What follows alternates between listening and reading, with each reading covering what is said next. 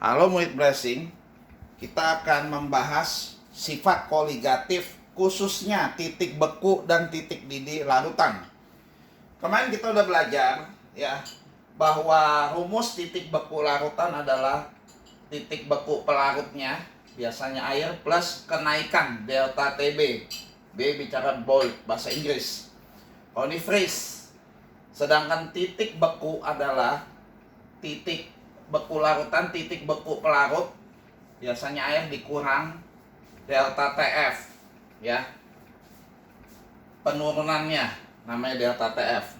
Nah, kita udah bahas kemarin untuk delta TB dan delta TF untuk non elektrolit rumusnya ini adalah ketetapan ya, delta TB ketetapan KB kali molalitas, jadi bergantung kepada molalitasnya.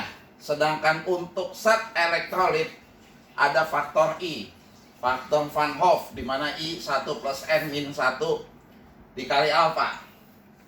Nah, sekarang kita akan belajar khusus untuk zat yang suka menguap ya. Secara teoritis titik didih larutan lebih tinggi dari titik didih pelarutnya, dan titik beku larutan lebih rendah dari titik didih pelarutnya. Sekarang kita lihat di sini contoh titik didih ya, ada macam-macam zat. Titik didih pelarut di sini air 100 derajat Celcius. Perhatiin, titik didih larutan pasti di atas titik didih pelarut. Ya. Ya, ini pelarutnya, jadi larutannya di atas. Perhatiin di sini urea dan NaCl. Perhatiin, kalau M-nya sama, molalitasnya sama, yang elektrolit lebih tinggi daripada non elektrolit. Jadi ini elektrolit, ini non elektrolit lebih tinggi. Kenapa? Karena dikali faktor I tentunya. Jadi makanya yang elektrolit lebih tinggi. Nah, bagaimana kalau NaCl banding urea ya, tapi molalitasnya berbeda?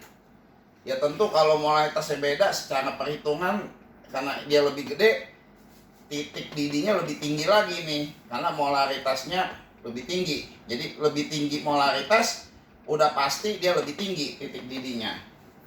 Nah, kalau kita bandingin lagi sama lagi 0,2 tapi antara elektrolit dan non elektrolit, sekali lagi yang elektrolit lebih tinggi. Jadi NaCl lebih tinggi dari urea. Nah, bagaimana kalau kita pakai MgCl2?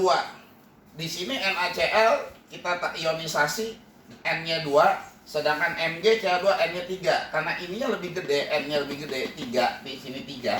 Tentu I-nya lebih besar. Kalau I-nya lebih besar, delta sininya lebih besar, delta TB-nya. Maka MgCl2 lebih tinggi lagi. Perhatiin, di siklus yang kita mesti pahami ya. Nah, kalau titik beku itu kebalikan dari titik didih. Kita lihat titik beku larutan lebih kecil malah. Jadi pelarutnya air 0.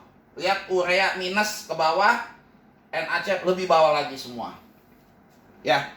Jadi dari sini kita ambil satu kesimpulan, kenaikan titik di sini adalah didih lebih akan semakin tinggi kali kalau M-nya makin tinggi. Kalau molaritasnya makin tinggi ya, tentu dia lebih tinggi ya. Kalau kenaikan lebih tinggi, tentu titik didihnya juga lebih tinggi. Itu kesimpulan yang kita ambil ya. Untuk molar yang sama tadi kita lihat nih, molar yang sama 0,01, titik didih elektrolit lebih tinggi dari titik didih non elektrolit ya. Jelas sampai sini? Nah, itu yang kita pelajari hari ini.